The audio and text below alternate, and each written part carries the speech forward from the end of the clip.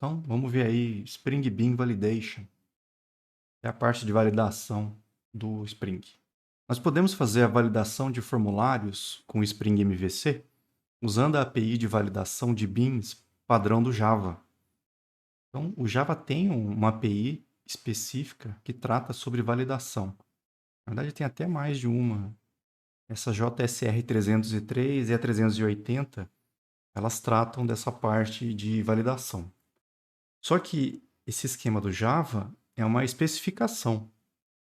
Existe uma especificação de como é que é feita a validação de beans do Java. Só que alguém tem que implementar essa especificação. No caso, o Hibernate Validator é a implementação padrão dessa especificação do Java. Existem outras, mas o que a gente vai estar usando aqui é a do próprio Hibernate. Qual que é a ideia? Existe uma série de anotações que especificam as restrições que a gente quer aplicar no código.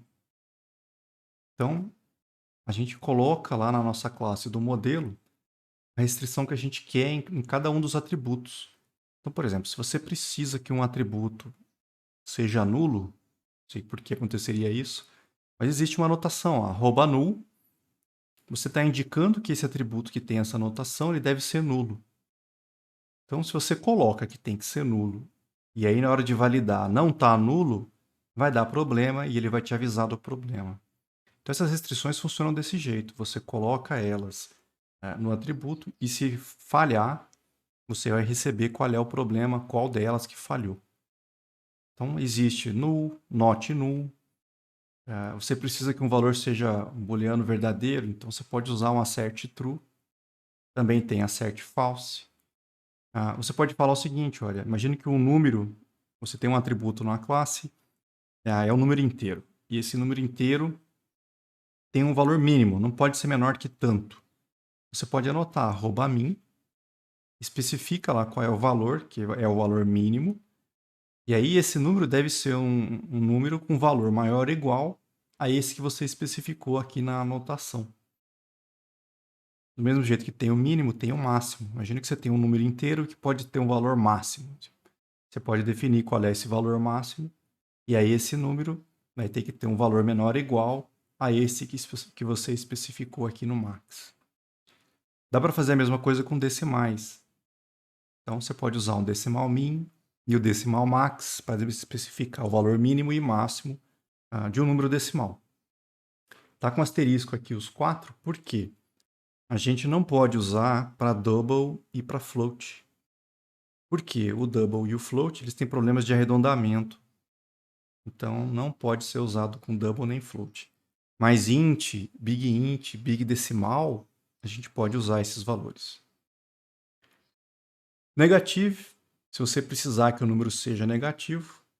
Negative or zero é para ser negativo ou zero, positivo ou zero também, se você precisar. O size é para você especificar um tamanho, como se fosse uma faixa entre um mínimo e um máximo.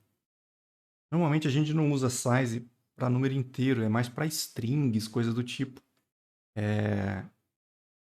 Seria o número de caracteres que a gente vai estar definindo aí. Digits é porque deve ser um número dentro de uma faixa especificada. Mas aqui essa faixa não é em termos de mínimo e máximo. É uma faixa especificada em número de dígitos, para a parte inteira e para a parte fracional.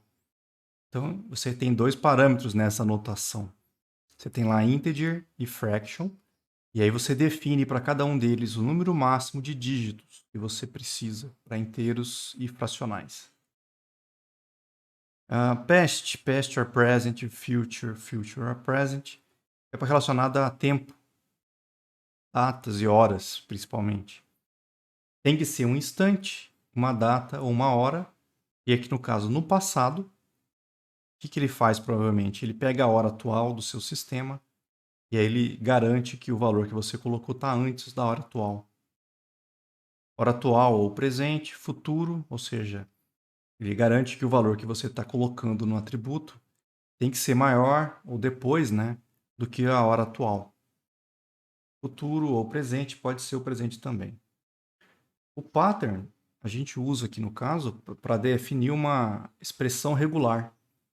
A gente define como é que deve ser o padrão daquela entrada. Imagine que você quer que o cara digite um CPF, mas o CPF tem que ter ponto, traço. Você pode definir o padrão aqui, e se a entrada não tiver esse padrão, vai dar erro. Tá? Not empty é porque não pode ser nulo nem vazio. Not blank não deve ser nulo e deve ter ao menos um caractere diferente de espaço. A gente vai usar bastante quando estiver fazendo leitura de string. A string não pode ser nula e tem que ter pelo menos um caractere que não seja espaço lá dentro. E-mail deve ser uma string com endereço de e-mail bem formado. Bem formado seria em relação ao padrão dele. No caso, tem que ter um arroba e tem que ter um ponto depois da arroba. Essa é a formatação que ele vai aplicar aí para vocês. Então, nós usamos essas anotações nos atributos das classes que a gente quer validar. Todas essas anotações, elas aceitam uma propriedade opcional, que seria o message, com a mensagem que a gente quer que seja devolvida caso a restrição falhe. Então, se você coloca lá, por exemplo, que deve ter um valor mínimo, tanto, e falha, isso vai te dar uma mensagem de erro. Ele vai te falar, olha, o atributo tal falhou porque o valor mínimo não é maior do que esse especificado aqui, por exemplo. Só que essas mensagens padrão que ele dá são todas em inglês. Ó. Eu coloquei elas aqui para a gente ver. Então elas estão definidas. Ó.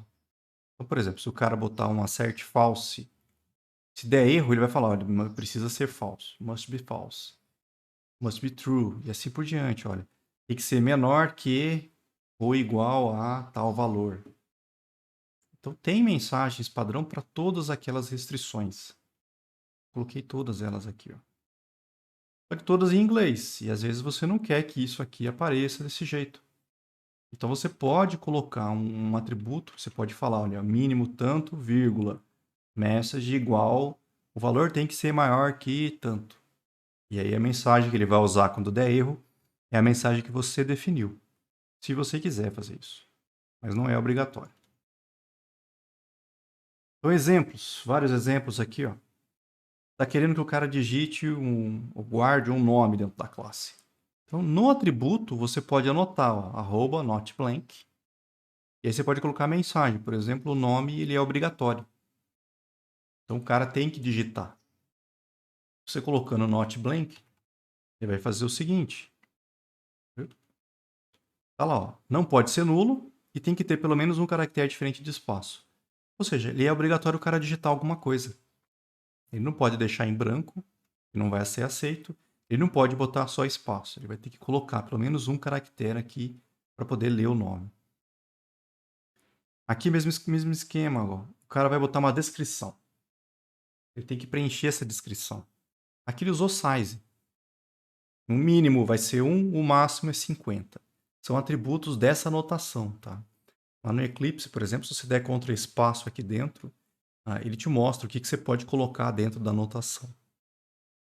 E aí a mensagem, que o tamanho da descrição tem que estar entre 1 e 50 caracteres. O e-mail, ele colocou a anotação e-mail, que o e-mail tem que ser, não pode ser inválido, e a mensagem que não, que o e-mail é obrigatório.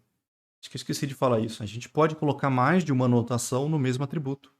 Só que, por exemplo, o e-mail tem que estar seguindo o formato de um e-mail e não pode estar em branco e nem ter caractere só espaço no nome. Não vai ser permitido isso. Você pode colocar mais de uma no mesmo atributo, se você quiser. Aqui, ó, a quantidade de estoque. Tem 3 anotações.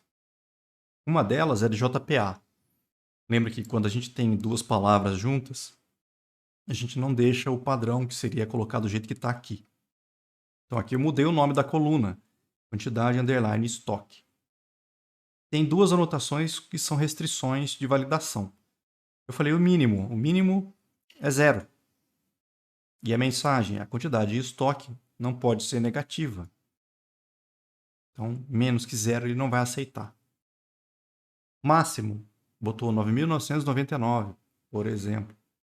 Ou seja, o valor máximo da quantidade em estoque tem que ser menor, né, ou inferior a 9.999. Você pode controlar esse tipo de coisa. Aqui tem 3 anotações nesse valor.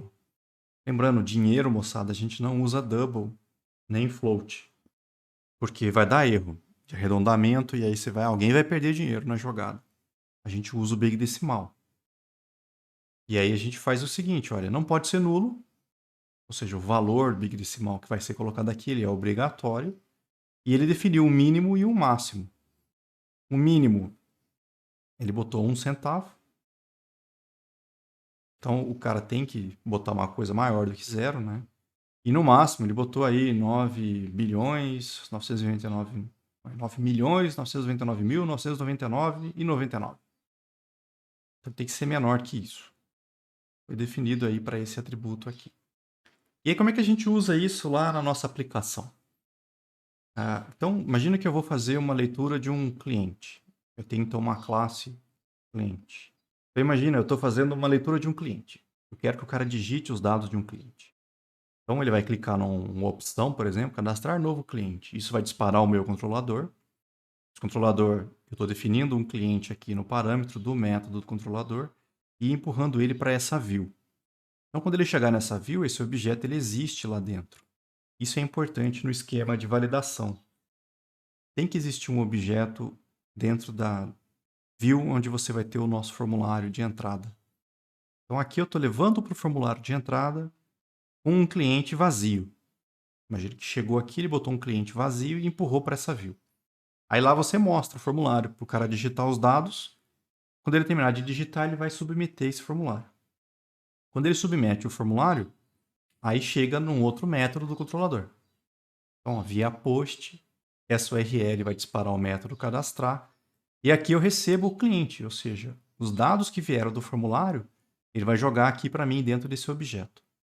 Como é que eu ativo a validação desse objeto? A gente vai lá e coloca essa anotação, @valid cliente, cliente. Quando você coloca esse @valid nesse objeto aqui, nesse atributo, o que o Spring vai disparar? Ele vai disparar a validação do Hibernate lá, o Hibernate Validator. E aí ele vai na classe do cliente e olha essas anotações que você colocou. E aplica essas anotações. Ele vai ver se os valores que chegaram dentro dos atributos desse objeto estão de acordo com as anotações que você colocou. Depois desse parâmetro do cliente, a gente costuma colocar também esse binding result. Esse result ele vai ter o resultado dessa validação. Então o Spring recebeu os dados do formulário, jogou nesse objeto, aplicou aquelas regras de validação e coloca para você o resultado da validação nesse atributo result aqui. Esse redirect attributes é porque no final provavelmente a gente vai fazer um redirecionamento. Lembra que sempre que faz uma alteração, a gente redireciona. E para passar atributos para esse redirecionamento, a gente precisa desse redirect attributes. Por isso que ele está aqui. E aí dentro do método controlador, eu consigo pegar esse resultado e perguntar, por exemplo, se teve erros. Então, result.hasErrors vai retornar verdadeiro se deu algum erro de validação nesse objeto cliente. Então, se deu erro, eu vou retornar para onde? Para a mesma view de cadastro. Lembra que essa view, cadastro cliente, é onde está o meu formulário. Então, quando eu recebi os dados, se teve erro, volta para a mesma view.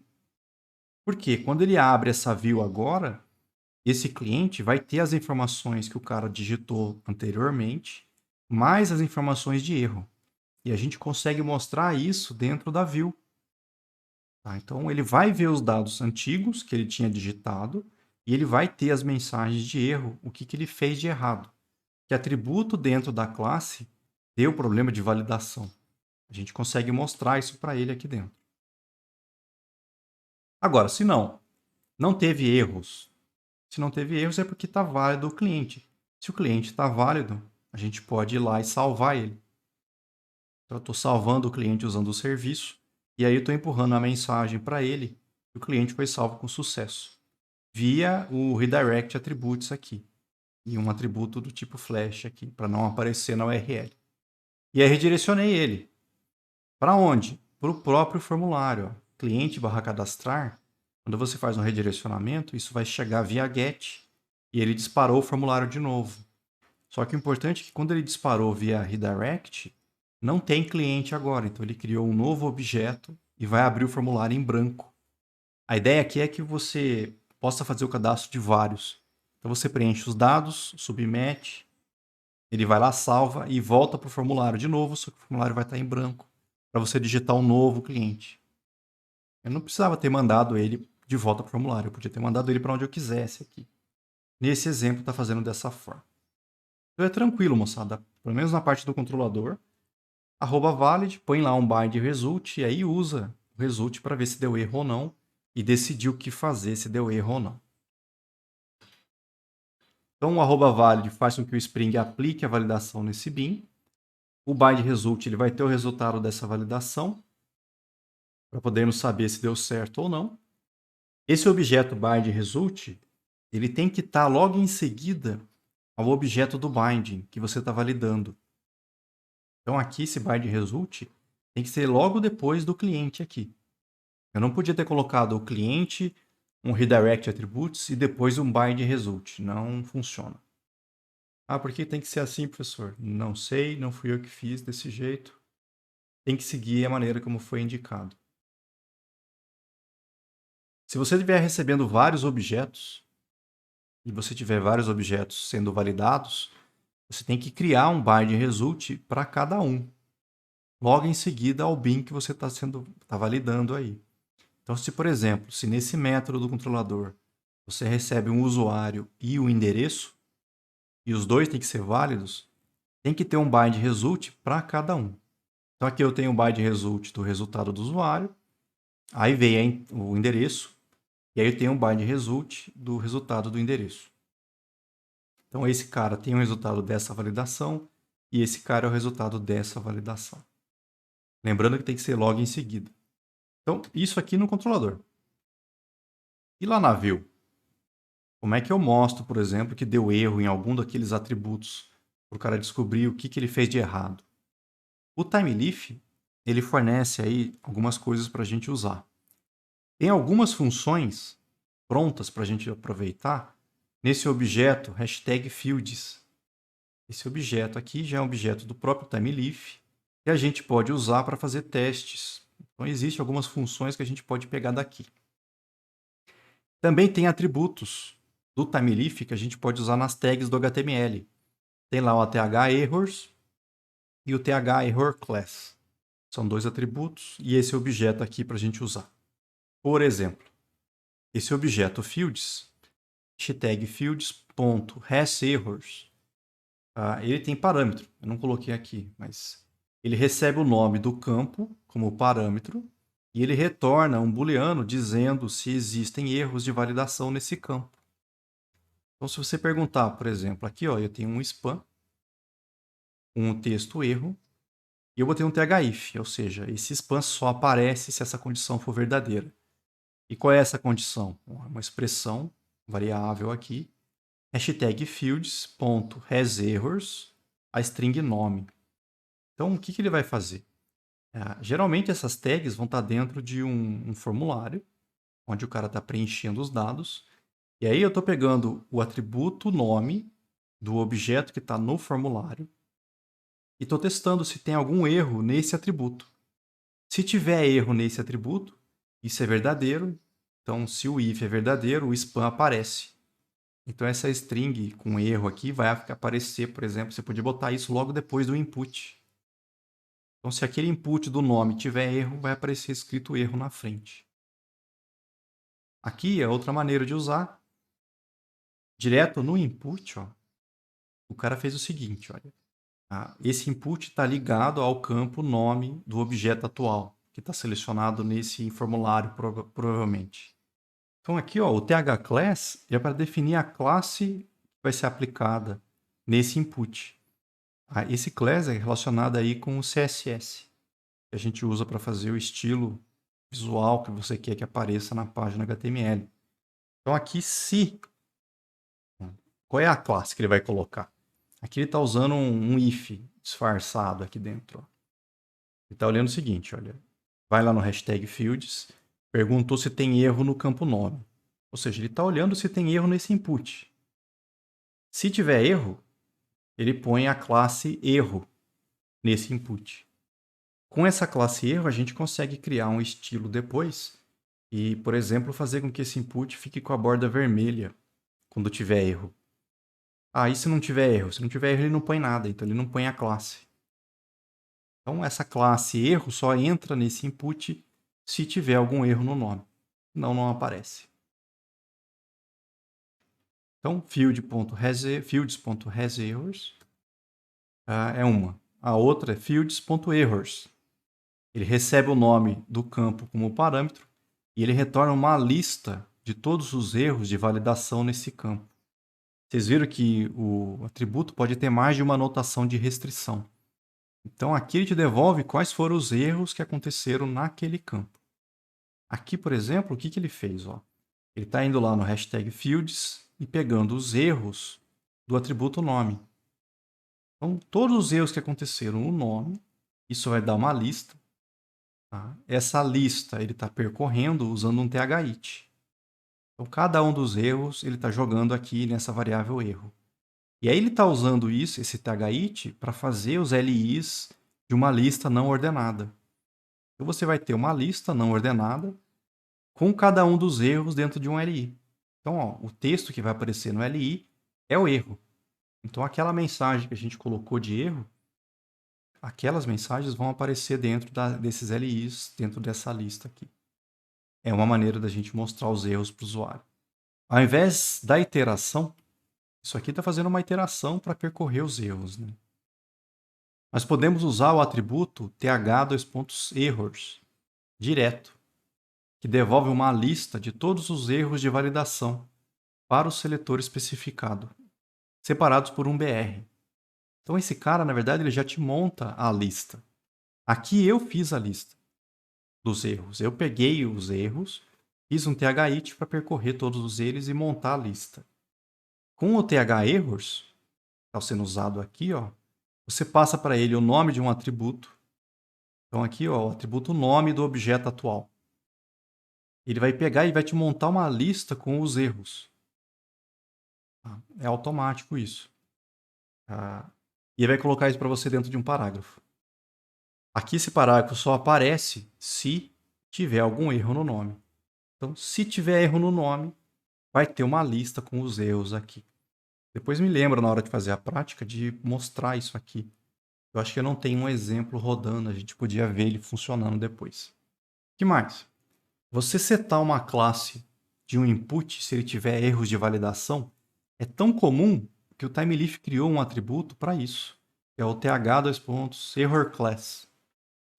Aplicado em um campo de um formulário, seja um input, um select, um testiário, o que for, ele lê o nome do campo do atributo name, então ele olha para você o que está no name, ou ele olha direto lá no thfield da mesma tag, e aí adiciona a classe definida a essa tag, caso o campo contenha erros.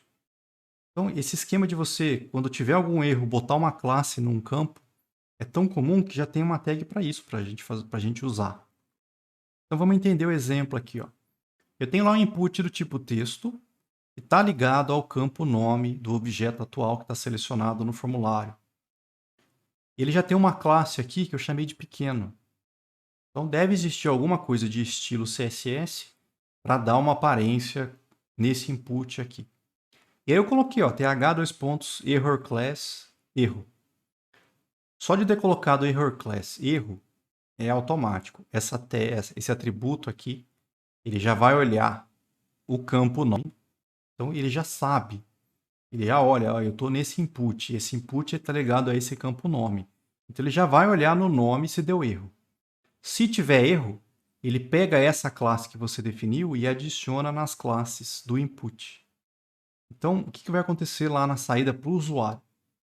Se o campo nome tiver erros, ou seja, se realmente tiver algum erro alguma restrição errada lá, alguma validação que deu problema, então ele vai ser renderizado para o usuário de que forma?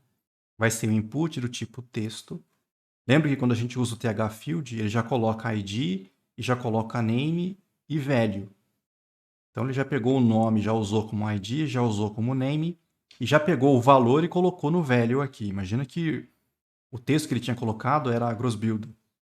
Já colocou o gross build aqui. E aí veio a classe. A classe era pequeno, então o pequeno continua aqui. Só que como deu erro nesse campo, ele já pegou essa classe que eu defini e acrescentou aqui também. Então o usuário vai receber dessa forma, já com essa classe adicionada aqui nesse input.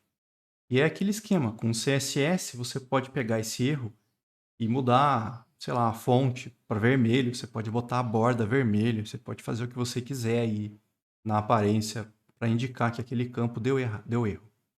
A gente vai fazer isso lá na prática daqui a pouco. Nós podemos mostrar todos os erros de um formulário. Isso que eu mostrei até agora é sempre pegando um atributo específico. Eu estou indo sempre no nome. É como se você aplicasse para cada uma das entradas do formulário. E se eu quisesse mostrar todos os erros do formulário inteiro? Tem várias maneiras da gente fazer isso. Nesse objeto #fields aqui, você consegue perguntar se tem erros. E aí, normalmente, a gente passaria o nome de um atributo, de um campo, de um objeto. Se você passar asterisco, ele vai olhar todos os atributos. Então, na verdade, eu estou perguntando se tem erros em todos os atributos. A mesma coisa que o asterisco, você pode usar all. O Timelif sabe que você quer saber se tem algum erro em todos os atributos daquele objeto. O has any errors também. Se tiver qualquer erro, ele já vai te devolver se deu erro ou não. E aí, se você precisar pegar os erros, você consegue pegar errors e aí passa asterisco, vai pegar o erro de todo mundo. Então, errors all também pega o erro de todo mundo. E tem um método pronto que é o all errors, vai te devolver aí todos os erros. Então, dá para a gente ver se deu erro e dá para pegar todos os erros do formulário inteiro, se você quiser. Exemplo. Imagina que eu quero mostrar os erros, todos eles, depois do formulário ou antes do formulário, não importa. Eu montei uma lista, essa lista só vai aparecer se tiver algum erro. Então esse has errors asterisco, se tiver erro em qualquer um, isso é verdadeiro. E aí ele monta a lista. Estou usando um thit, pegando todos os erros aqui. Errors asterisco. Pega todos os erros de todos os campos. E aí para cada um, gera um li com o erro. Então, se você tivesse 10 campos de entrada no formulário e tivesse erro nos 10, ele vai mostrar os erros dos 10, todos eles dentro dessa lista. Outra maneira de fazer a mesma coisa, aqui é um parágrafo. Esse parágrafo só aparece se tiver algum erro em todos os campos. Qualquer campo, se tiver erro, vai dar verdadeiro aqui e o parágrafo entra. E aí, o que ele fez? Ele usou o errors. Mas a ideia é que você pegasse todos os erros aqui. Tá? E aí, todos os atributos. Ele vai montar uma lista desses erros e vai jogar para você dentro do parágrafo. Aqui eu tenho uma div. Essa div só aparece se tiver erros. E aí, se tiver erro, de novo, pegou all errors, ou seja, pegou todos os erros. Para cada erro, ele jogou o texto num parágrafo para você lá dentro. Então, é uma maneira de você mostrar todos os erros. Não é tão comum fazer dessa forma. Geralmente, você quer que o erro apareça próximo ao campo que o cara errou, para ele saber o que ele tem que arrumar. Mas se você quiser, você pode mostrar todos eles também. Isso que eu mostrei até agora, moçada, tem que estar dentro do formulário. Por quê? Olha, lembra que eu estou pegando aqui, asterisco. Eu tenho passado para ele o nome de um atributo, de um objeto atual. Então tem que ter um objeto selecionado para isso aqui funcionar. Então, geralmente a gente faz esse tipo de coisa dentro do próprio formulário. Essas mensagens de erro têm que ser parte do formulário. Agora, se por algum motivo você quiser mostrar os erros fora dos formulários, a gente também pode fazer isso usando as expressões variáveis, com $chaves, ao invés de usar expressões de seleção com asterisco chaves. Então, o que eu estou falando para vocês é o seguinte, imagine que eu tenho um formulário, Esse formulário está ligado a esse objeto cliente. Ok. Mas aí, antes do formulário, eu quero mostrar os erros. Por quê? Tudo isso que eu tinha mostrado até aqui era para a gente colocar aqui dentro, ó. Porque aí ele sabe que está relacionado a esse objeto aqui. Mas se você quiser mostrar aí antes ou depois, também funciona isso. Também serve depois, tá? Como é que eu faria? Eu preciso, na hora de usar, por exemplo, o TH-errors, especificar qual é o objeto. Olha, cliente. Aqui ele vai pegar os erros, todos os erros, né, desse objeto inteiro. Ou então todos os erros desse atributo desse objeto. É diferente do que foi feito aqui, ó. Vamos achar um TH-errors. Aqui, ó. TH-errors está ligado ao campo nome de um objeto que tem que estar selecionado agora. Então esse, por exemplo, esse exemplo do parágrafo aqui, teria que estar dentro desse formulário para funcionar. Aqui não. Ele está pegando os mesmos erros, ó, fora do formulário. Mas aí eu tenho que usar uma expressão variável. Aqui eu estou pegando os erros de todos os atributos também. Nessas divs, essas divs só vão aparecer se tiver erro no objeto inteiro, ou nesse atributo, ou em todos os atributos. Então eu consigo, se eu quiser, mostrar os erros fora do formulário, fazendo dessa forma aqui. O que mais a gente vai arrumar para essa parte de validação? Os espaços em branco nos campos não deveriam passar naquelas restrições not null e size. Porque o espaço em branco, embora ele não seja vazio, não tem nada ali, é espaço só. Então, por exemplo, não deveria ser aceito se você colocasse not null no atributo. Você falou que não pode ser nulo, o cara vai lá e enche só espaço. Pô, espaço não é valor para a gente usar. Mesma coisa o size. Você fala, o size tem que ser no mínimo x, no máximo y. Tá, e aí o cara vai lá e enche de espaço. O espaço não deveria ser considerado também. Mas por padrão, o Spring não faz isso automaticamente. Por padrão, o Spring considera os espaços em branco. Então, se o cara vai lá e digita só um espaço, não está nulo. O cara põe lá espaço, para ele tem tamanho. Eu tenho que mudar esse comportamento. Para isso, eu preciso registrar um editor específico para o tipo string, que faça essa remoção de espaços no início e no final das strings e transforme as strings vazias recebidas em nulo. Então eu vou precisar criar esse editor aqui e explicar para ele. Olha, se você receber string, só espaço converte em nulo. Se tiver espaço antes ou depois, tira os espaços antes e depois. Para isso, ó, eu vou criar esse método. Eu chamei ele de initBinder. O nome do método não importa, desde que tenha essa notação. Ó. É uma inicialização. O bind seria a ligação que a gente faz entre o tipo e a entrada que você recebe. O valor que você recebeu de entrada e o tipo. Tá? Então, é um initBinder para dados de web, ou seja, dados que eu estou recebendo de formulários. O que foi feito aqui dentro? O próprio Spring tem uma classe, que essa é String Trimmer Editor. É um editor de string já com um trimmer. Eu não sei se vocês viram isso em Java, mas a classe string tem um método que é o método trim. O que ele faz? Ele te retorna uma string com o valor é a string, com todos os caracteres de início e no fim, que sejam espaços removidos. Tá? E ele tira para você, ou seja, se você passasse ó, oi para cá, quando você faz o trim, devolve uma nova string, lembra? Não é que ele altera a string atual, não. Ele devolve uma nova string feito o trim. E aí, se você tentasse mostrar, o que ia acontecer? Essa string aqui vai ficar só oi. Ele tira os espaços de início e tira os espaços de fim para você. Então, é um método padrão já da própria string. O que esse editor, a string trimmer editor, faz é justamente isso. Ele já tira os espaços de início e do fim, e ele já faz esses esquemas que se você passar para ele só espaço, ele vai transformar num nulo para você.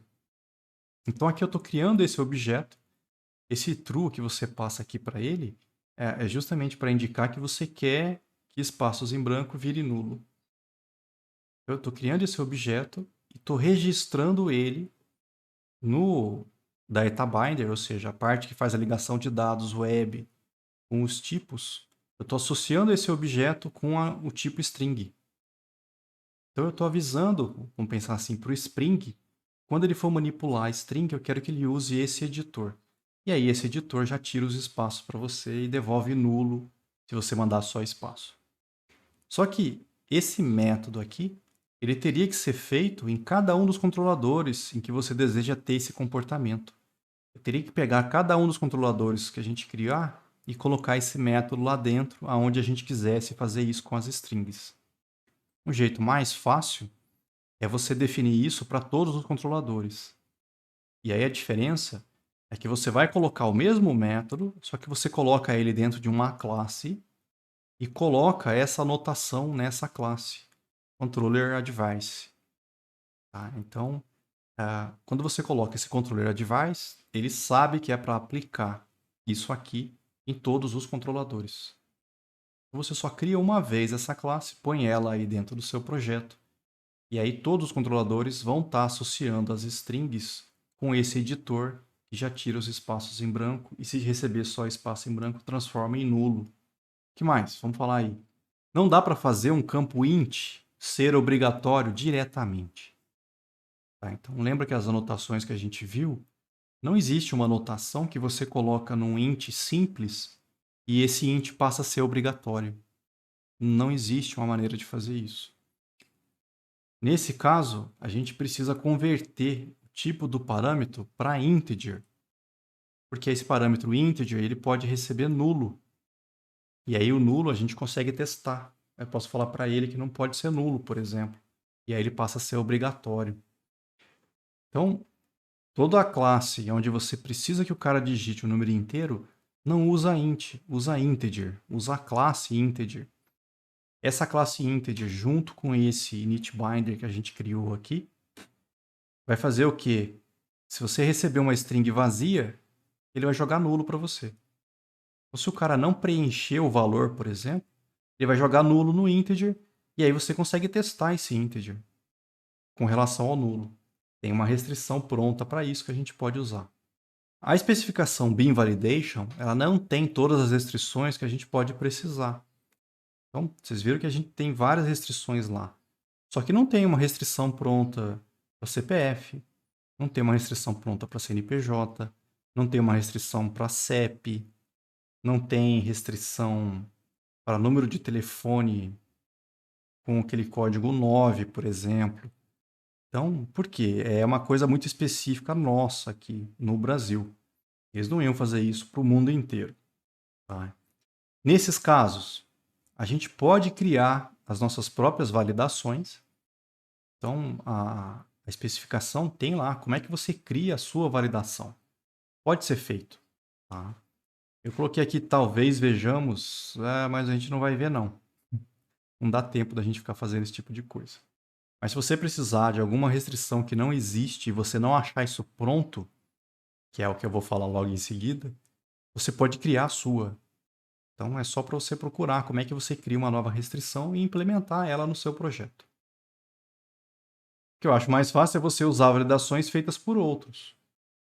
Alguém muito provavelmente já precisou dessa restrição. E ele pode ter disponibilizado isso para você. Então dá uma procurada, ver se você não acha. Por exemplo, eu sei que tem algumas restrições prontas nesse projeto Kaelon Stella, lá da Kaelon, lá no GitHub. E aí você poderia colocar esse código desse projeto. Faz lá um import, né? Põe lá uma dependência no POM. E aí você pode usar a restrição que eles fizeram no seu projeto. Fora essa, deve ter muitas outras que eu nem procurei aí, tá?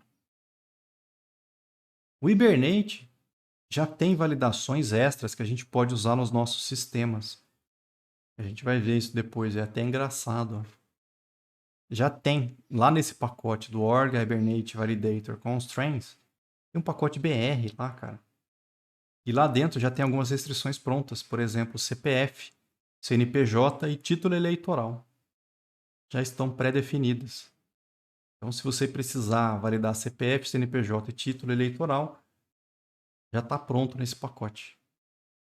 Provavelmente, eu acho que está pronto porque tinha um brasileiro implementando isso aqui, viu? A gente vai ver o código, só tem 2 países, não tem todos os países aqui. Só tem Brasil e Polônia, eu acho. Então vamos fazer a prática aqui do Bean Validation com o Spring Boot. A prática 3 é a prática de contatos. A gente vai fazer a validação daqueles contatos que a gente está entrando lá na prática. Então vamos lá no Eclipse. A gente carrega o código do contatos. E aí, a partir do Spring Boot 2.3.0, o starter de validação ele não vem mais, por padrão, no starter web. Porque até a versão 2.3.0, só de você ter colocado o starter web no nosso projeto aqui, ó, só de você ter colocado o starter web, você já tinha a parte de validação dentro do seu projeto. Se você olhar agora as dependências, a gente procurar aqui, a gente não vai achar o Hibernate Validator. Tem algumas coisas do Hibernate porque a gente usa ele na parte de Spring Data JPA, mas a parte de validação não está aqui. Então eu preciso adicionar isso aqui no POM. Eu vou copiar então essa dependência do passo 2. A gente vai aqui no POM. Não tem um lugar específico, escolhe um canto aqui e adiciona ela. Quando você adiciona ela, o Maven vai entrar, vai ver que precisa das dependências desse starter. E aí você já tem ele aqui agora, ó. Hibernate Validator 615. Já foi adicionado e aí a gente pode usar ele no nosso projeto. E aí vem as restrições. A gente vai lá na nossa classe da entidade e põe as restrições que a gente quer. Eu vou copiar esses atributos do passo 3 aqui, ó. E aí vamos procurar aqui o nosso contato. Então lá dentro de modelo, contato, eu tinha esses atributos aqui, ó. ID contato, nome, endereço, telefone e e-mail. Eu vou colocar isso aqui no lugar deles, ó. São os mesmos atributos, ó, ID contato, nome, endereço, telefone e e-mail. O ID contato ainda é o ID, ainda é gerado automático pelo banco. Só que os restantes aqui eu coloquei algumas restrições. Vai dar um monte de erro porque ele não reconhece as anotações. Você vai dar Ctrl Shift O. E aí é o mesmo esquema do JPA. Embora a implementação seja do Hibernate, a especificação é genérica. Então, na hora de fazer os imports, é sempre Javax Validation. Nunca é Hibernate no nome, tá? Então, ó, e-mail e o not blank. O restante veio automático. Então, se você olhar aqui, não tem nenhuma restrição, ó. Todas as restrições são específicas do Javax Validation, são genéricas, né? Não são específicas do Hibernate. E aí, o que eu coloquei? Por exemplo, no nome. Eu falei para o cara o seguinte, olha, o nome é obrigatório. Ele não pode deixar em branco. Tá? Mais do que isso. Tem que ter pelo menos um caractere, no máximo 255 caracteres. E aí eu botei a mensagem. Lembra que eu falei? Você não é obrigado a colocar a mensagem, mas se você não coloca, vai sair a mensagem padrão em inglês. Aqui não, eu botei, ó, o nome é obrigatório.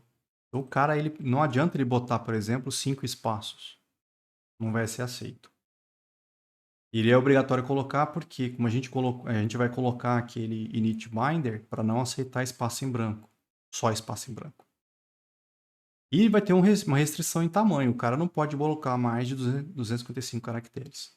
Lembra que a string, o limite é a memória da máquina, mas eu defini um limite aqui no tipo. O endereço, mesmo esquema, ele é obrigatório e ele tem que ter no mínimo 1, no máximo 255 caracteres. O telefone, eu falei que o telefone é obrigatório. Só que eu ainda coloquei aqui um padrão. Tá? Eu estou usando aqui uma expressão regular para definir o padrão que eu quero de entrada para o telefone. Esse padrão que está aqui, tem vários sites onde você consegue montar a expressão regular e testar ela e ver o que, que ele está encontrando. Tá, o problema aqui é o seguinte, no Java, lembra que a barra invertida é sempre usada para um caractere especial? Quando você quer a barra, a gente coloca duas. Então aqui, na verdade, não são duas, é uma só. Mesma coisa, é barra D, barra, você fechar chaves. Aqui também. Pronto. Ele não está encontrando. Essa expressão regular, ela não está legal. Porque a minha ideia aqui era que o cara pusesse, por exemplo, 34, 9, 1, 2, 3, 4, 5, 6, 7, 8. Com esse traço aqui. Mas está com erro na expressão regular. Ó. Esse fechar aqui não está batendo com ninguém. Deixa eu pensar. Acho que ele não existe aqui, na verdade. E aí o que está dando errado agora é esse aqui. Porque provavelmente precisava de uma barra aqui. Aí agora ele reconheceu. Mas o que, que eu queria? Vamos ver se vocês entendem a ideia. Eu queria que tivesse parênteses. Esse parênteses não é obrigatório. Aí tinha que ser 2 dígitos. Barra D é dígito, o 2 entre chaves é a quantidade. 2 dígitos seria o DDD aqui. E aí viria o fechar parênteses. Também não é obrigatório.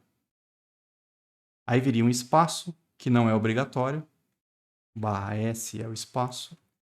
Aí vem o número, que pode ou não ter parênteses. Esse parênteses está perdido aqui, por isso está dando errado. E agora eu estraguei a expressão de novo. Não, tá certo. Não tem parênteses aqui mesmo. Não sei de onde ele estava tirando aquilo. Mas a ideia é que depois do espaço viessem de 4 a 5 dígitos. Ou seja, se o número começar com 9 ou se não começar com 9. Aí viria um traço, que não é obrigatório. E aí mais 4 dígitos no final do número aqui. Essa era a expressão regular. Mas alguma coisa deve estar errada nessa expressão ainda.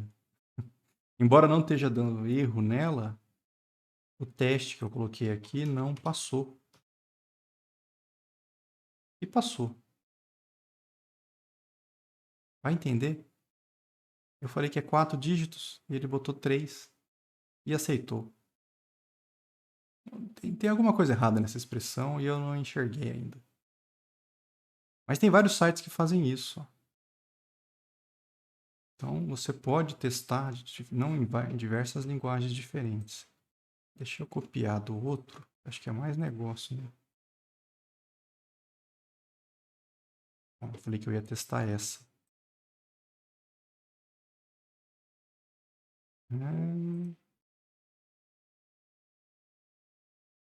Esse parênteses está perdido aqui.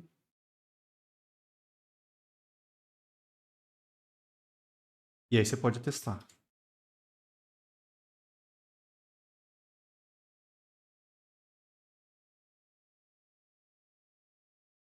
Ele reconheceu. Deu um match. Mas se eu colocar só 34, 2, 3, 4, 5, 6, 7, 8, também achou. 2 matches. Alguma coisa errada com esse sistema aqui. É a mesma expressão, ó. E se eu não colocar o DDD, será que ele aceita? Não, aqui é obrigatório ter um DDD. Tentar colocar só um número, ó. Não achou. Isso aqui não é reconhecido por essa expressão regular. Mas se eu colocar o número sem o traço no final, ele aceita também. Vou tirar esse traço aqui, ó. E se eu colocar com 9 dígitos, ele também aceita. Ó. Então a minha ideia era uma expressão regular que aceitasse números de telefone. Acho que agora ela está certa. O defeito dela é que se o cara abrir parênteses e não fechar, ele aceita. Se o cara fechar e não abrir, ele aceita. Então, não está muito bacana por conta dessas coisas aqui. Mas se você vier aqui na internet procurar expressão regular, telefone, sei lá, Java.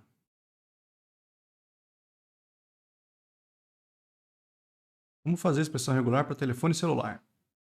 O cara especificou para celular. Ah, validar telefone, telefones fixos e celulares. Tem vários exemplos. O cara montou um aqui, ó. Tá certo que ele fez para ASP, não é para Java. Mas eu acho que a expressão regular é a mesma. O único que aceitou foi o de cima. Ou seja, é obrigatório os parênteses. Vem 2 dígitos. Ele, ao invés de botar o barra D, ele botou entre... Eu podia ter colocado o barra D, acho que tá certo também. Se eu tirar essas interrogações daqui, ó, eu torno os parênteses obrigatórios. Agora, esses números não estão sendo aceitos. Por quê? Não tem o parênteses. Agora aceitou. Pronto. Se o cara só abrir ou só fechar, não funciona mais. A partir do momento que ele fecha, opa, ficou válido. Abriu, ficou válido. Funciona. Eu vou pegar essa. O próprio Java, na hora que eu escrevo uma string dentro da outra, ele já tira. E já coloca, ó. Se eu vier na string e colar ela aqui, ó. Toda barra invertida já virou 2, ó. Automático. Então, procura. Às vezes você quer fazer uma entrada específica de algum jeito no seu programa, quer montar um pattern diferente, usa lá. Tá? Então, o telefone não pode estar vazio e tem que estar seguindo esse padrão que eu defini aqui. O e-mail não pode estar vazio e tem que estar seguindo o formato do e-mail. Eu botei interrogação aqui porque eu não sei se a mensagem é a melhor possível, né? O e-mail deve ser bem formatado. O que é isso para o usuário? Vai saber. Mas essa é a mudança. Põe as restrições nas entidades que você quer validar. E aí vamos usar isso lá no controlador. Eu vou pegar esse método aqui do passo 4. É o método que recebe o objeto contato para inserir no banco. Eu vou copiar ele. Vamos lá no contato controller. Aqui tem que tomar cuidado. Tem 2 métodos que a gente usa para fazer a inserção. Tem esse aqui e tem esse aqui. É porque, na verdade, esse é o que direciona para a view onde está o formulário. E aí, quando o cara submete o formulário, ele dispara o de baixo. É esse de baixo que eu vou substituir. É esse cara aqui que eu vou trocar por esse aqui. Vamos ver o que mudou. Antes eu recebi o contato e a line não queria nem saber, velho. Salva aí, do jeito que veio. Agora não, ó. Vou falar para ele, olha, tem que ser válido. Eu quero que você aplique essas restrições que eu coloquei nesse método aqui. Já tem um bind result para eu saber o resultado dessa validação. E aqui, como eu vou fazer um redirect, eu já botei um redirect attributes porque eu vou precisar passar uma mensagem agora para essa view, que não tinha antes. Agora vocês vão ver que vai ter uma mensagem aparecendo lá. Os erros aqui é Ctrl Shift O. Sumiu os erros. E aí eu vou apagar o método antigo. Então, ao invés de simplesmente ir lá e salvar, o que eu faço? Eu testo, olha. Teve erro? Se teve erro, eu preciso avisar disso de alguma forma. Então, eu gerei algum log aqui. O contato recebido para inserir não é válido. Quais foram os erros que eu achei? Foram esses erros aqui. Eu estou logando isso para aparecer lá para mim no login. E aí eu encaminho ele para a mesma view. Novo contato. Lembra que essa é a view do formulário. Então, se der erro, volta para o formulário. Vai voltar para o formulário com esse objeto já lá dentro. Então, a gente consegue pegar os dados desse objeto e já preencher os campos. Porque você já deve ter percebido, às vezes você pega um formulário de um site e você preenche. Aí você erra um campo. Quando você submete, ele volta para a página do formulário, só que em branco, cara. Dá raiva quando acontece isso, porque você tem que digitar tudo de novo. Aqui não vai acontecer isso. Quando ele voltar para o formulário para indicar que deu erro, já vai vir com os dados antigos que você preencheu. Tá? Não é legal apagar não para o cara não ter que preencher de novo. Agora, se não tiver erro, opa, vai lá e salva. Salva. Eu coloquei uma mensagem, contato inserido com sucesso, e redirecionei para o próprio formulário. Volta para o formulário. Só que ele vai voltar via redirect. E aí os dados que o cara tinha preenchido, ele perde. Então, quando eu fizer esse redirect para essa URL, ele vai disparar esse método aqui, ó. E aí ele vai criar um novo contato e vai abrir o formulário zerado para o usuário preencher um novo contato. Então, se der certo, salva, empurra para cá para abrir o formulário de novo. Eu podia ter só mostrado a mensagem e aí o cara pode voltar para o index, por exemplo. Depende do que você quer fazer no sistema. E aí vamos melhorar a nossa view do novo contato. Então lá em templates, o novo contato, eu vou copiar esse HTML do passo 5. Vamos procurar essa view novo contato aqui. Tá lá. Esse é o antigo. O que a gente fazia no formulário antigo? Olha, eu tinha lá um formulário, o cara preenchia nome, endereço, telefone e e-mail, submetia, isso disparava contatos barra novo, o controlador ia lá e salvava esse contato. Agora, o que eu vou fazer? Eu vou substituir isso aqui pelo todinho, né? Pelo que está lá na prática. Continua tendo os campos de entrada, ó, nome, endereço, telefone e e-mail. Quando o cara submeter, vai para a mesma URL. Ainda vai via post. Isso não mudou. Tá? A diferença é que agora eu vou tratar o erro aqui. Por quê? Quando o cara submeter, se chegou aqui e deu erro, ele vai voltar para cá, para o mesmo formulário. E aí o cara tem que ver, deu erro no nome, deu erro no endereço, deu erro no telefone, ou então deu erro no e-mail. Ou todos eles, se o cara errou tudo. Como é que a gente faz isso? Então, todos têm um label e input. Continua a mesma coisa, label e input. O que eu fiz aqui foi o seguinte. O input tem um TH-error class aqui. Ó. A ideia é, se der erro no nome, ponha essa classe nesse input. A classe eu chamei de input erro. Depois eu vou mexer via CSS e vou fazer, por exemplo, esse input ficar com a borda vermelha. Então, quando der erro, ele recebe essa classe e aí vai sair com a borda vermelha. Logo em seguida, eu botei um spam. Antes não tinha esse spam. Esse spam também tem uma classe. Ó. Eu chamei a classe de texto erro. Porque eu quero que esse spam saia com uma cor diferente ou uma fonte diferente. Eu vou fazer isso via CSS. Esse spam só vai aparecer se isso aqui for verdadeiro. Quando é que isso aqui é verdadeiro? Se tiver algum erro no nome.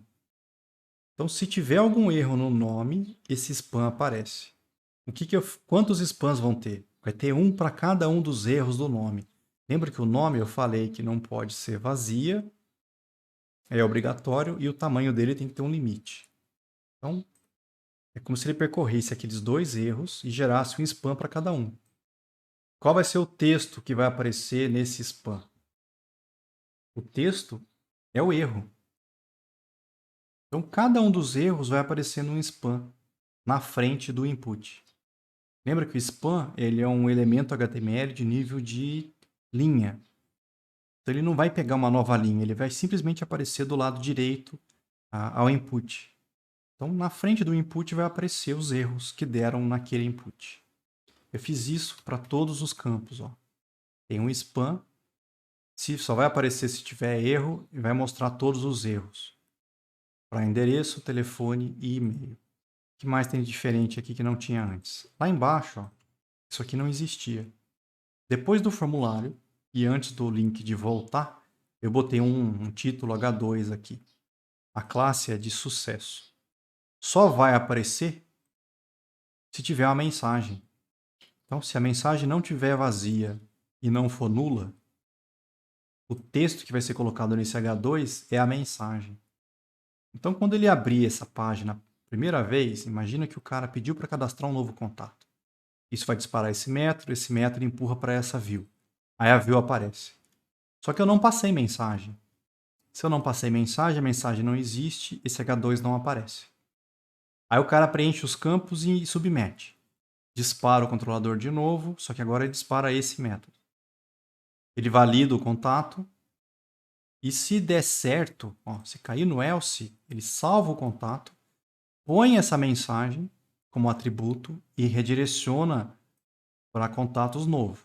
Então existe uma mensagem, chega no contatos novo, ele dispara esse cara e empurra para o formulário de novo. Só que aí quando ele chega no formulário, existe a mensagem. Se existe a mensagem aparece. Então eu estou usando isso aqui para mostrar para o cara a mensagem de quando dá certo. Que é essa mensagem aqui, ó, contato inserido com sucesso. Falta fazer esse CSS. Essas classes que eu estou definindo para quando der erro e para quando der sucesso, ó, isso é via CSS. Eu sei que vocês não viram o CSS ainda. Copia, cola, eu vou explicar o que tem aqui. Depois a gente vai ver com calma isso aqui tudo, tá? Não se preocupem. Então, lá dentro de Source Main Resources Static, eu vou criar um diretório CSS.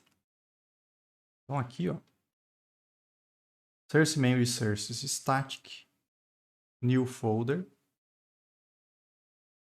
CSS. Então, é um arquivo estático, que é um arquivo de CSS. O nome desse arquivo eu vou chamar de cadastro contato CSS. Então, new arquivo CSS, cadastro contato.css. Ele criou esse arquivo. E aí eu vou jogar esse código dentro desse arquivo. Do passo 7. Onde é que eu uso esse arquivo cadastrocontato.css? Se vocês olharem no novo contato, isso que aqui eu esqueci de mostrar. Ó. Eu acrescentei essa linha aqui em cima, ó, dentro do cabeçalho da página. É um link para um arquivo de uma folha de estilo. É um arquivo CSS. Qual arquivo CSS? Olha, vamos pensar. Como é que eu chego nesse arquivo CSS? Lembra que essa view novo contato está dentro de templates. Então esse arquivo está aqui, ó. É ele. Eu estou falando para ele, ó, ponto, ponto. Ponto, ponto é como sai do diretório atual, vai para o diretório pai. Então ele sai de templates. Templates está dentro de qual diretório? Source Main Resources. Então é como se eu falasse, vai para o diretório Source Main Resources. E aí entra no diretório static. Então ele está aqui, entra no static. Dentro de static, entra no CSS. E aí pega o arquivo cadastro CSS. Esse href estático aqui, ó, é só se o cara abrir essa página no navegador direto. Quando ela for processada pelo TimeLeaf, aí ele vai usar esse href aqui. Ou seja, dentro lá de Source Main Resources, entra dentro de CSS, na parte estática, ele já sabe fazer isso. Entra em CSS e pega o cadastro CSS. Então eu estou carregando esse arquivo dentro dessa view. E aí a view vai aplicar esse estilo no conteúdo dela. É isso que está sendo feito aí. E aí vamos testar. Está pronta as mudanças. Deixa eu só explicar esse arquivo para vocês. Ó. Aqui no sucesso, lembra que eu botei essa classe sucesso nesse H2. Então aqui ó, eu estou avisando, olha, todo elemento do HTML que tiver a classe sucesso, eu quero que ele tenha uma largura de 500 pixels. Quero que ele fique com uma altura de 2m. Eu vou explicar esse m depois para vocês lá em CSS. A altura da linha vai ser 2m. Eu quero que tenha uma margem do topo de 10 pixels, porque eu não quero que esse H2 fique colado no formulário. O alinhamento do texto eu quero que fique centralizado. Eu quero que fique com uma cor de fundo verde. Então ele vai aplicar isso aqui tudo nesse H2, porque é o único elemento da página que tem essa classe de sucesso. A classe input erro é essa classe que eu coloquei aqui, ó. Só vai ser colocada essa classe nesse input se tiver erro. O que eu faço? Eu mudo a cor da borda. A cor da borda vai ser a cor vermelha. A classe texto erro é essa classe que eu coloquei nos spams. Lembrando que o spam só aparece se tiver realmente um erro. Então, todos os spams vai receber uma cor de texto vermelha. Isso é que eu estou definindo aqui via CSS, para ser aplicado nessa view. E aí vamos rodar. Lembrando que o banco contato simples tem que estar no ar, tá? Startei a aplicação. Vamos lá no localhost 8080. É a nossa aplicação, né? Continua funcionando. Só que agora eu vou inserir. O que ele fez? Eu cliquei no inserir, ele chegou no meu controlador. Barra novo, beleza. Ele criou um contato e empurrou para view o novo contato. Então, ele abriu esse formulário que a gente fez para mim aqui. Se vocês olharem, ó, o spam não está aparecendo. Não tem o H2 aqui embaixo. Mas o estilo já está sendo aplicado. Ó. Se você clicar nesse link, ó, ele vai abrir o estilo. Então, ele já aplicou o estilo nessa view. Só que como não tem nada usando, não apareceu nada diferente aqui. Por que saiu sem spam, sem erro, e o valor saiu vazio? E quando ele chegou nesse método do controlador, ele criou um contato novo, usando o construtor padrão. E empurrou esse contato para a view. Então, quando a view vem aqui e pega e usa aqui, ó, field nome, endereço, tá vindo vazio. É por isso que está saindo vazio aqui, ó. Olha o código saiu com 0. O construtor padrão jogou int igual a 0. Nome, endereço, telefone, e-mail, ele botou a string vazia. É por isso que não tem valor aparecendo aqui dentro. Aí o cara preenche. Então ele vai lá e coloca um nome, um endereço, telefone e e-mail. Eu não vou colocar nada. E vou pedir para inserir. Olha o que aconteceu. Quando eu pedi para inserir, ele disparou o meu controlador. Só que agora ele disparou um post. O formulário submeteu um contato. Só que o contato chegou aqui, eu não preenchi nada. Então, tudo vazio. Tentei validar. Opa, deu erro. Deu erro?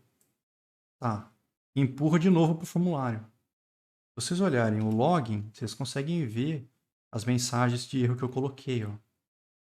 Olha lá, o contato recebido para inserir não é válido. É o que eu coloquei aqui. Quais foram os erros encontrados? Aí eu fiz um laço percorrendo os erros e mostrei eles. Ó.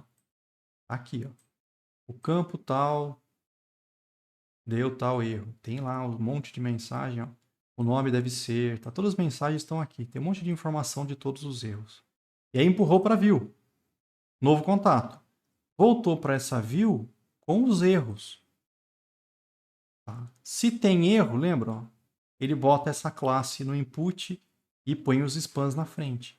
Se você olhar o HTML que eu recebi, ó, os spams apareceram. Ó, 2 spams. Por que deu erro?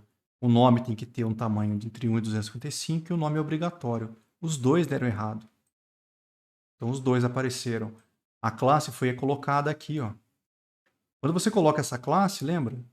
Com essa classe de input erro, muda a cor vermelha da borda. Ó, a borda saiu vermelha. Ó. O spam tem a classe texto erro. Texto erro, cor vermelha de texto. Tá lá, ó, cor vermelha do texto. Os 4 deram problemas. A validação funcionou.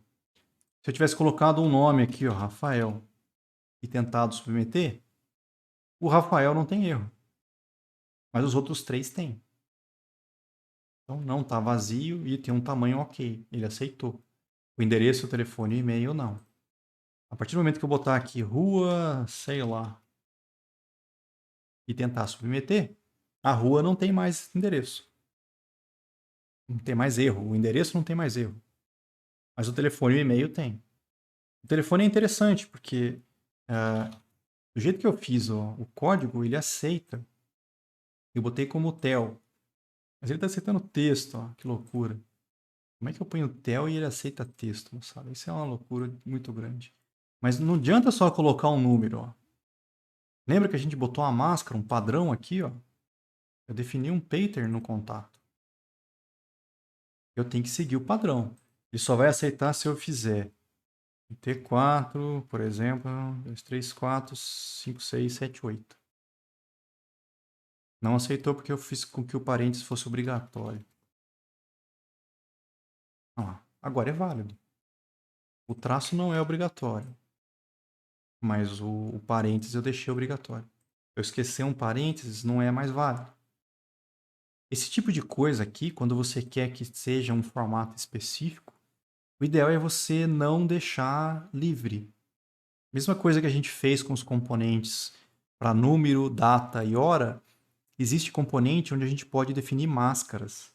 Então, o ideal aqui era já ter um componente com a máscara pré-definida do telefone, onde o cara fosse digitando o número e ele já fosse sendo formatado para sair com esse padrão que eu defini aqui.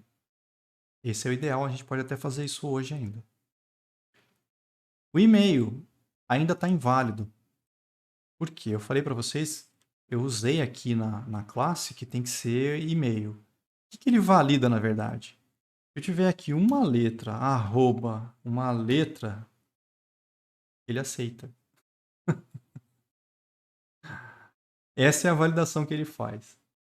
Então, se você quisesse alguma coisa diferente, você teria que ter mais do que essa restrição simples. De repente, bolar um padrão, alguma coisa do tipo. Mas aí eu pedi para submeter. Ele chegou no controlador, validou, opa, não tem erro. Caiu no else, salvou, botou essa mensagem e redirecionou para essa URL. Essa URL disparou o mesmo formulário. Só que agora, quando ele chega aqui, o H2, existe uma mensagem. Então ele botou o texto da mensagem. Contato inserido com sucesso. Por que saiu verde desse jeito? Porque eu defini uma classe, lembra? Eu falei que a classe é sucesso. Lá no CSS, sucesso botou uma largura, por isso que saiu um tamanho de 500 pixels. Eu centralizei, eu falei que o fundo é verde. Tá lá, contato inserido com sucesso. E foi feito via redirecionamento. Se eu tentar recarregar, não tem problema. Não vai inserir de novo. Como não foi uma mensagem, a mensagem sumiu. Se eu olhar o código fonte agora, ó, não tem mais aquele H2. Então está feita aí a validação. Não deixe inserir se o cara não preencher, não seguir as restrições que a gente definiu aqui. Tem dois novos aqui. A ideia é a seguinte. Esse aqui é para quando o cara está lá no index. Cadê o index aqui? E pede para inserir um novo. O que a gente fez? Dispara essa URL via get. Então ele vem para o controlador, essa URL barra get, via get. Esse contato não está vindo do index. Não tem um formulário aqui com os dados de um contato. Mas quando ele chega aqui, o que o Spring faz? Opa, não veio. Então ele cria. Ele cria um contato novo. E aí ele usa o construtor padrão. Ou seja, põe o padrão do Java nos campos. Mas ele cria o objeto para você. E lembra que quando você põe um objeto num parâmetro do controlador, ele automaticamente ele vai existir dentro da view. Então, quando ele for para essa view aqui, esse contato já existe. Quando ele abre, então, esse formulário para a gente, esse objeto que ele seleciona aqui é o objeto vazio que esse cara criou. É por isso que quando a gente chega aqui na página, deixa eu voltar, para inserir, ó, não aparece nada. Mas está lá, ó, 0, vazio, vazio, vazio, vazio. Porque veio desse objeto criado pelo construtor padrão. É ele que está sendo mostrado aqui quando você abre pela primeira vez. Aí você preenche. Põe lá os dados que você quer aqui dentro. Quando você preenche e submete, ele vai para a mesma URL, ó, contatos barra novo, só que agora vai via post. E aí, quando ele vem via post, ele não chega de novo aqui. Ele cai nesse aqui. E agora, quando ele fala que vai receber contato, opa, o Spring percebe, mas o cara preencheu os dados. Tem lá nome, endereço, telefone, e-mail. Então ele usa esses dados para jogar dentro desse objeto. Então esse objeto vem com os dados que o cara preencheu aqui no formulário. O que ele preencheu aqui vai estar aqui dentro. Aí ele valida. E se der erro, volta para o formulário. Ele vem para cá de novo. Então, por exemplo, quando eu não preencho, deu erro. Ele viu isso e voltou para o formulário. E aí no formulário, como a gente está fazendo os testes, apareceu o spam, apareceu a classe. É por isso que saiu com cor diferente aqui. É isso que está acontecendo. É por isso que tem duas versões. Esse é para criar o objeto e empurrar para view.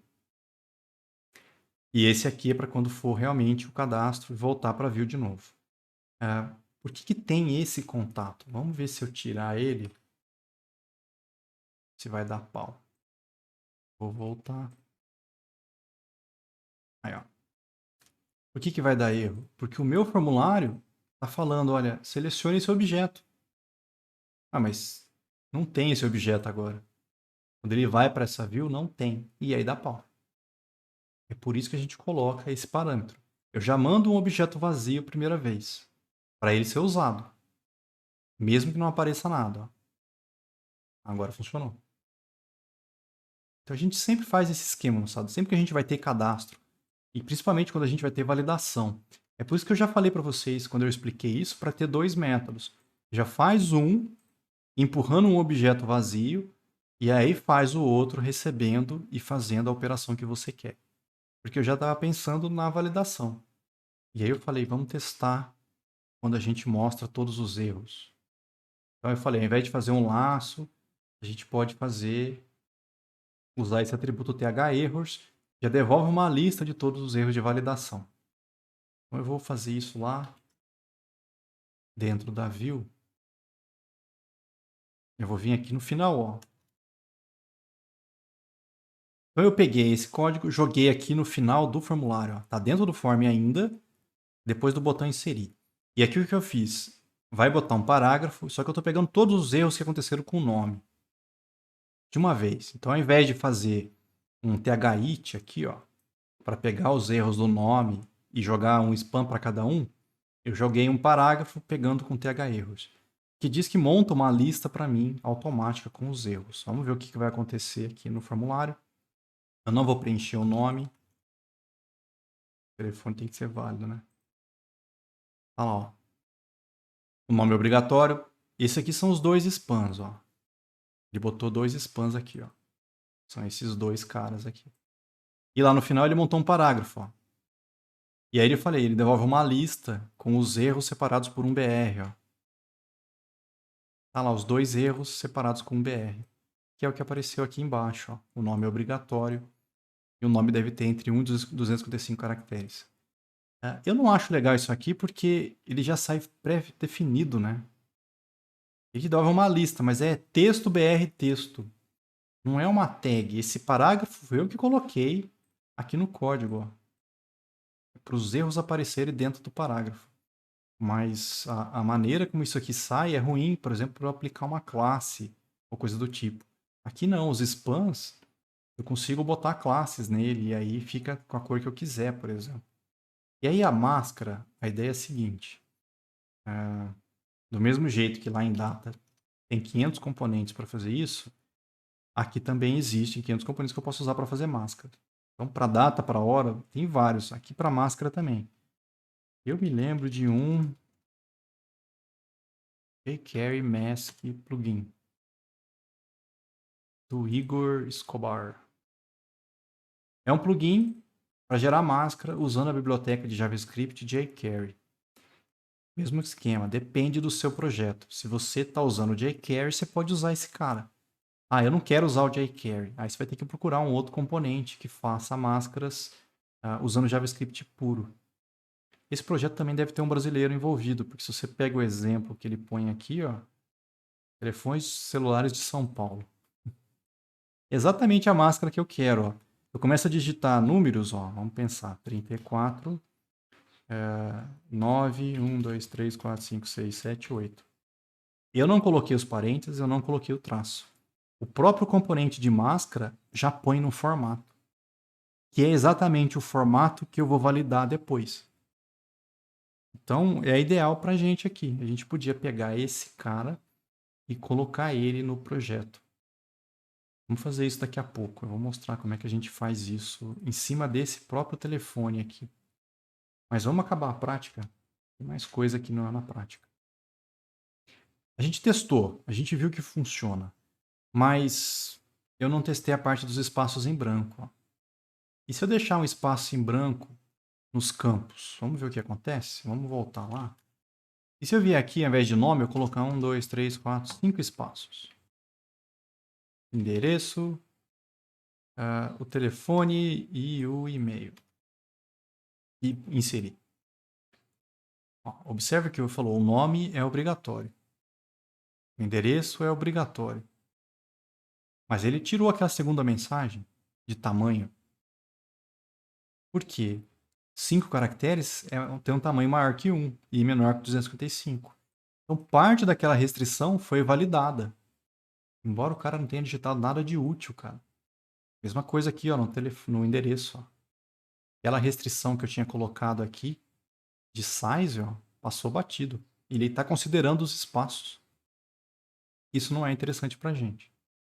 Pô, 5 espaços não é o nome. Tá? Pior do que isso. Se eu botar 5 espaços, um nome, 5 espaços, ele aceita, ó. Do jeito que eu digitei, ó, com os espaços. Tá aqui e os espaços estão aqui, ó. Isso também não é legal. Esse monte de espaço antes e depois aqui, isso aqui não deveria ser validado. Então a gente está com esses dois problemas ainda. Vamos eliminar esse problema. Lembra que eu falei para vocês, a gente cria uma classe com o init binder e usa lá o string trimmer editor para fazer a edição de strings. Para isso, eu vou criar um novo pacote chamado config lá dentro do pacote controller. Então, vamos lá no código. Dentro de controller, eu vou criar um novo pacote. Pode ser um folder também, para dar na mesma. Chamado config. Por que é dentro de controller? É porque são configurações que vão ser aplicadas no controlador. Se fosse uma configuração que vai ser aplicada na sua aplicação, eu provavelmente colocaria ele fora. Colocaria ele junto, como se fosse um irmão de modelo, repositório e serviço. Mas não, é específico de controlador, então vai ficar dentro de controller. E aí aqui dentro eu vou criar uma classe controller setup. Então, nova classe controller setup. E nessa classe eu vou jogar esse conteúdo do passo 10. Eu vou substituir ela por ele. Ctrl Shift O, já fez os imports automáticos. Então, é uma classe, está lá, controller advice. Já é um componente do Spring. Então, o Spring vai encontrar essa classe, ele vai já instanciar um objeto para a gente. Essa controller advice, ó, os objetos controller devices são aplicados na ordem de execução. Ele não fala para que serve, que beleza. Aqui, ó. Por padrão, os métodos no controller device são aplicados globalmente para todos os controladores. Então é por isso que a gente está usando ele. E aí aqui dentro eu estou usando o init binder. Ó. É uma anotação que identifica métodos que inicializam o web data binder. E vai ser usado para popular comandos e objetos de formulário e argumentos de objetos formulário. O que a gente precisa, né? Os argumentos, os dados do formulário quando chegar no controlador, quero que eles sejam, ele use esse editor. Então aqui eu estou usando lá o string trimmer editor e definindo, ó, registrando ele com o data binder de web com o tipo string, ó. Esse objeto para o tipo string. Salvo. Só isso. Cria lá config, põe essa classe. Tá feito. O que vai acontecer aqui? Voltei para minha aplicação, ó. Os mesmos espaços estão aqui, ó, antes e depois. Aqui está cheio de espaço. Eu vou inserir de novo. Ó. Observe o que mudou. Aqueles espaços do endereço sumiram. Ele elimina os espaços em branco. E aí apareceu, ó, é obrigatório. O Rafael tinha 5 espaços antes e 5 espaços depois. Tirou os de antes e não tem espaço depois. Ó. Fechou aqui. Então, ele está aplicando esse editor na string para mim. Quando eu mando só espaço, vira null quando chega lá dentro. E aí ele vê, ó, tá errado. Não deixa mais. Então, se eu botar aqui um monte de espaço depois também, ó, ele tira os espaços, ó, sumiu. Isso aqui é interessante pra gente, porque se o cara tentar botar só espaço, opa, não vai funcionar mais. E se um campo de entrada de números receber como entrada letras? O que acontece na nossa aplicação ao tentar fazer essa conversão de string para int, por exemplo? Vai dar pau. Se você pega lá e monta um formulário e fala, ó, digite um número inteiro, o cara digita a letra, chegar no controlador, o controlador esperar receber um int, vai dar pau. Vai dar uma exceção, porque ele não vai conseguir converter. Então você não pode deixar isso acontecer. Geralmente você fecha o cara no front-end, não deixa ele digitar errado. Ou se você espera que o cara digite um número, não deixa ele digitar a letra. Tá? E aí manda corretamente para o back-end. Ou aqui no back-end, dá para fazer um tratamento de exceções também, capturar a exceção e ver o que você quer que execute. Dá mais trabalho do que fechar o front-end, mas dá para ser feito também. E aí vamos tentar colocar a máscara do telefone. Como é que a gente usa esse plugin? Eu preciso achar ele. Então, jQuery Mask Plugin. Eu não quero usar ele via download, eu não quero baixar ele. Ó. Você consegue baixar o código, botar ele no diretório static e aí incluir ele no seu projeto. Eu quero usar isso direto da internet. Esse site, JS Deliver, é um Content Delivery Network, é uma rede de entrega de conteúdo. E aí você procura o que você quer. Olha, eu quero o jQuery Mask Plugin. Então você vem aqui e joga. Ele vai achar o jQuery Mask Plugin do Igor Escobar. É esse cara que eu quero. Aí eu clico no link. E aí o que você quer? O que você precisa na sua aplicação? Geralmente, JavaScript é o que está na parte do dist, distribuição. O que você precisa para usar no seu código. Você tem dois arquivos aqui. Eu vou tentar abrir eles aqui. Ó, tem a versão jQuery Mask JS, jQuery Mask min JS. O jQuery, a versão normal JS, é o código JavaScript. Ó. É o código que o cara provavelmente digitou. Ele escreveu isso aqui desse jeito. Só que tem espaço, tem quebra de linha, tem tabulação, tá tudo bonitinho pra gente entender. O compilador não precisa nada disso, cara. Isso aqui tá bonito assim porque a gente tem dificuldade de ler. O compilador não precisa. Então essa versão min é a versão minificada. É o mesmo código, só que o cara tira espaço, quebra de linha, tabulação, comentários e arranca tudo. Porque o arquivo fica menor. Então, se o arquivo é menor, quando o usuário carregar esse arquivo, vai baixar menos informação, a sua página carrega mais rápido. Para o compilador, não tem diferença se ele vai compilar esse código ou esse aqui. Então, geralmente, na versão final, a gente usa o minificado. É esse que eu quero usar.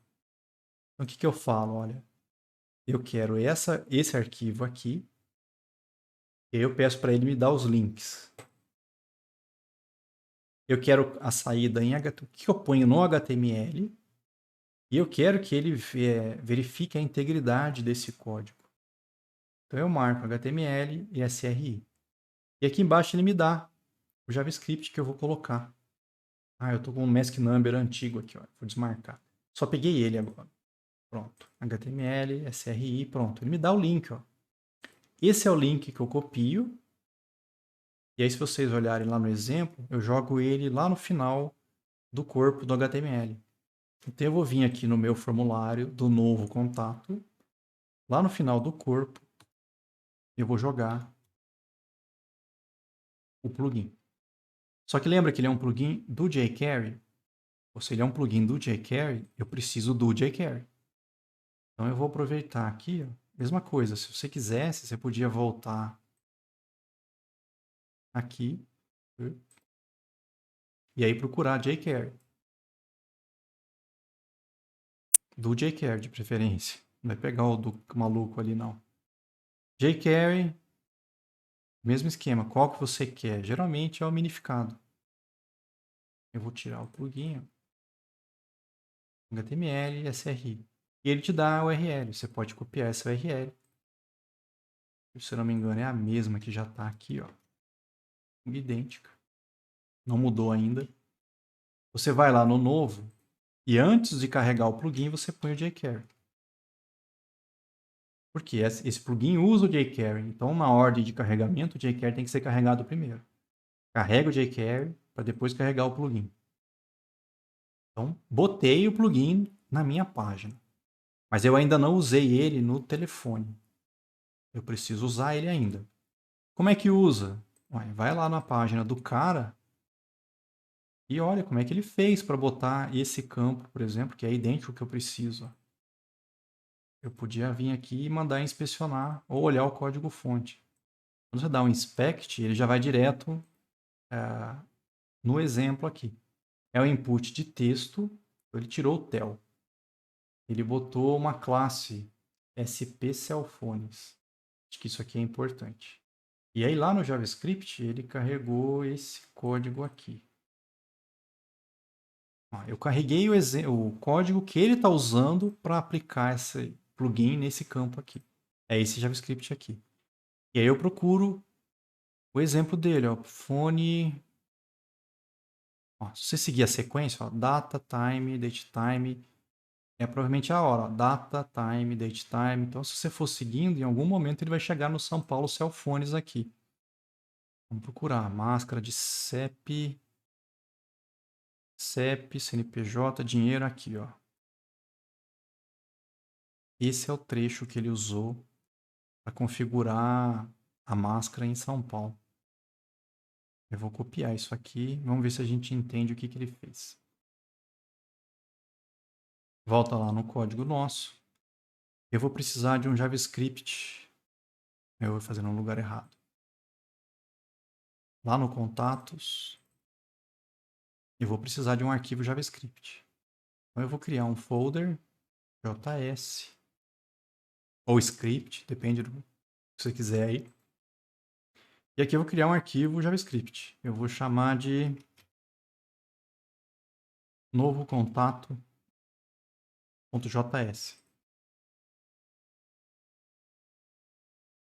E aqui eu vou carregar esse código do cara, só que eu vou carregar isso junto com algumas outras coisas aqui. Tá, eu vou deixar do jeito que está aqui. Como é que ele seleciona o campo? É isso que eu preciso fazer aqui, ó. Vamos lá. Ele foi no campo de telefone e ao invés de tel, primeiro que ele botou texto. E aí ele botou uma classe nesse input. Eu vou botar ela aqui também. Pode ser em qualquer lugar aqui, ó. Eu vou colocar aqui celular como classe. Nesse input do telefone. E aí eu preciso dessa classe aqui, ó. Eu preciso falar para ele, olha, o jQuery busca o componente celular. Ponto celular é para pegar pela máscara. E aí chama a função daquele plugin.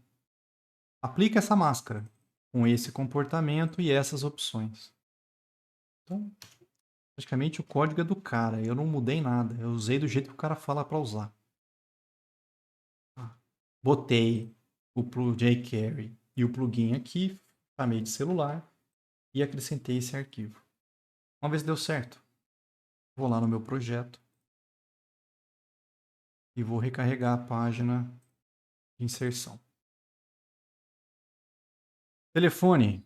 Se eu começar a digitar dígitos agora, alguma coisa deu errado. Não funcionou. Vamos ver se não deu erro em algum lugar. Não.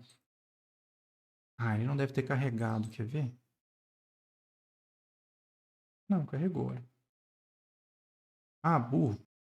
Eu botei o jQuery, eu botei a máscara, mas eu não botei o meu código. Esse código do novo contato JS não está dentro da viewer. Aí não funciona. Vamos acrescentar o meu código aqui. Pô. O source aqui, eu vou usar um thsource. Vou falar pro Timeleaf. Timeleaf. Busca lá o diretório JS e dentro dele carrega novo contato .js. E aí não tem integridade, não tem cross-origin, porque não está fazendo download. Busca esse arquivo. Se você quisesse deixar ele para carregar estático também, você podia colocar um source aqui, ó. E aí fazer o endereço estático, ó. Side templates, entra dentro de JS e lá dentro pega novo contato.js. Pronto, agora eu carreguei o jQuery, o plugin e o meu código que liga o plugin com aquele campo lá. Agora sim, se eu vier e recarregar, agora deu pau. Tá dando erro 500. Vamos ver o que deu errado aqui. Deve ser uma bobagem, cara. Ah, eu não fechei chaves aqui. Olha que erro besta, moçada. Ó, eu não fechei essas chaves aqui do TimeLeaf. Deu um puta erro 500. Olha o tamanho da exceção que deu, ó. E aí pra você descobrir essas coisas, moçada. Ah, meu Deus do céu. Cuidado quando estiver fazendo código. É mais fácil já... Por exemplo, você vai abrir @chaves, já fecha. E aí monta a expressão, para você não esquecer. E quando dá erro, dá uns erros muito doidos, cara. Vamos ver se era isso. Só era. Telefone, vamos ver se eu começo a digitar agora, ó. Digitei só 4. Paguei. Vamos digitar 3, 4. 1, 2, 3, 4, 5, 6, 7, 8. Lindão, ó. Já saiu com a máscara. Sem eu precisar ter digitado. Se eu quisesse ter colocado um 9 aqui também, o telefone já validou. Isso é interessante, porque aí o usuário não tem como errar, cara. Ele tentar digitar a letra aqui, ó, o próprio plugin não deixa, ó. Embora seja texto, o plugin está validando. Só aceita dígito e aquele formato de telefone celular de São Paulo. E se eu não colocar esse 9? Ele também aceita. Perfeito. É o que a gente precisa. Podia tirar o telefone, o placeholder. Acho que esse placeholder está interferindo aqui. Ah, não. Ele não mostra uma máscara. O ideal seria ter, então, alguma coisa assim. X. O cara fazer ideia do que tem que fazer, né? Ó, pelo menos ele... Nossa, esse X maiúsculo ficou horroroso, cara. Pelo menos ele sabe o que tem que fazer aqui dentro. Ah, tá, tem que digitar. Tá lá.